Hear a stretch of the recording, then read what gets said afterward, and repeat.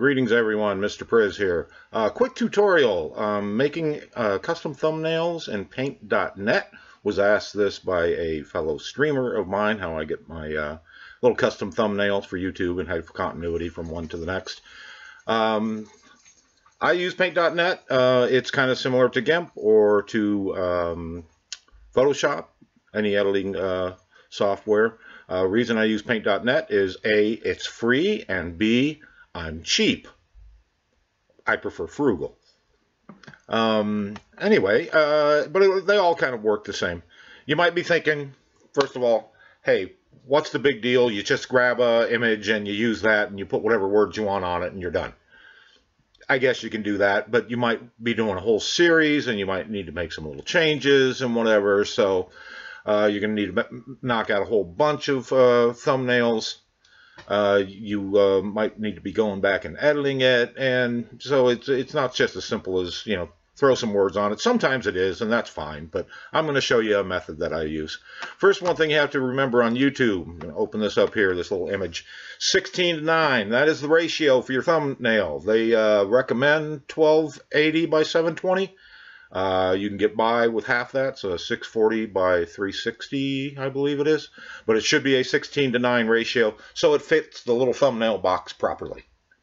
Just give you that little piece of information. All right, so here's one for my series on Layers of Fear. It's just a Let's Play with part 2 on it. Pretty simple, but I do everything in Paint.net like this. If you look over here on the right, I have my layers box open. I have a lot going on here. Normally, they'll just say layer 1, layer 2, layer 3. Double click on them and rename them. My first one is always notes. I'll show you that in a minute, why that's important. My second one I have is my image, which is the main Layers of Fear image. If you're playing a game, obviously, there shouldn't be a copyright issue. I mean, I just swiped this off the internet because I'm playing the game. It's going to YouTube. They're not going to complain because, hey, I'm promoting their game. So they're not going to complain if I steal their box art also. I have this other layer up here. The next layer is for the part. It's just for the word part. If I actually took that away, if I deleted this layer with this little button down here on the right where it says delete layer right there, you see the word part went away. I'm going to undo that here and put it back in there. And the reason I have that on its own layer is because I have the number on its own layer also. You can see the number. That's the one I'm editing between each of the videos that I make. So I basically just have to come in and edit that one. I just changed what I have on the number one. I take this 2 out and I put a 3 in. I put a 4 in. I can just get rid of that layer, add a new layer, or I could just, you know, cut the part of it out. I can highlight that. I'm on the number layer. So there's 2. I'm going to get rid of that. I want to change to white text. Go to my text. I happen to know that I'm using Calibri Bold 24. More on that in a minute.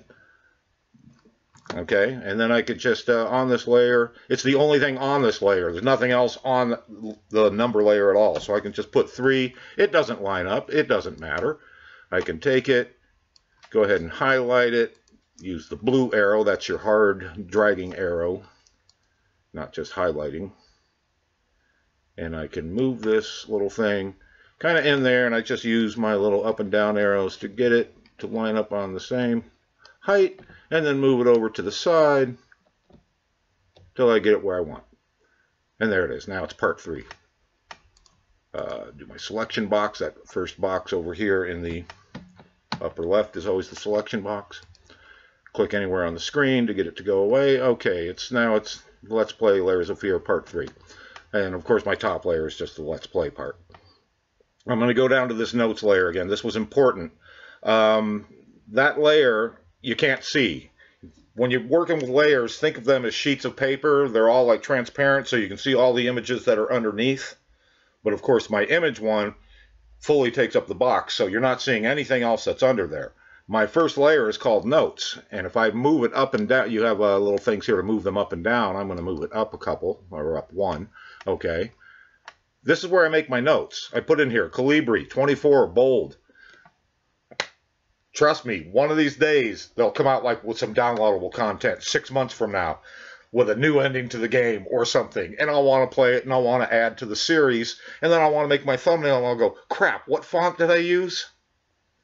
That's why this is there. The notes is buried down underneath everything else so that I can refer to it at any time. I might be saying, hey, this is where I kept a file of a certain image, look in this directory or in this, I stored this, in my cloud, it's not on my hard drive. You can write whatever kind of notes you want in there to yourself. It's good to have. Then you save this. It's always going to be, when you have the layers, it's going to be a PDN file, which stands for paint.net. That is not a file that's useful anywhere else except in paint.net.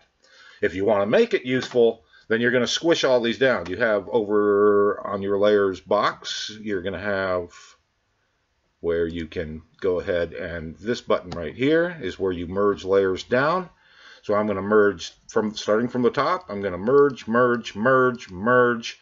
Now they're all on one layer. I've squished them together. I've glued all those transparent little images all together. It's now a single image. Now I can save this as a JPEG. It'll by default want to still do it as a PDN. You just change it and say, no, it's going to be a JPEG now. Save it to whatever file directory you want, and then it's there. But remember, save it as a PDN first so that you can go back later, open the PDN file. Then all I have to do is, change the number from 3 to 4 and from 4 to 5, 5 to 6. And it makes it really quick. I can knock these out one after another. You got a 40-part series. I can do all of them in, a half hour. They're done. And that's really all there is to it. In fact, here's the one I'm going to be using for this video, custom thumbnails using paint.net, which was just a screenshot, slap it in there, and, write some words on it.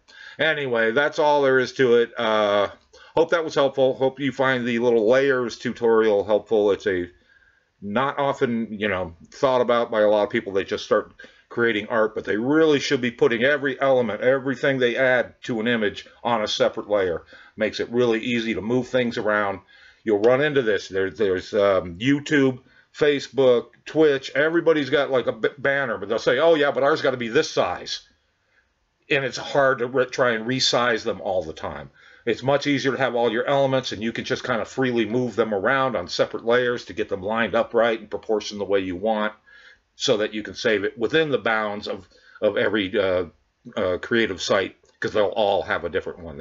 I've run into that problem with my friend as well when trying to make some banners, that everybody has a different size one. But if you just have all your elements and you can paste them in on separate layers, move them around, resize each element, it makes it a lot easier. Anyway, hope you found this really helpful. Thanks for watching. We'll see you next time.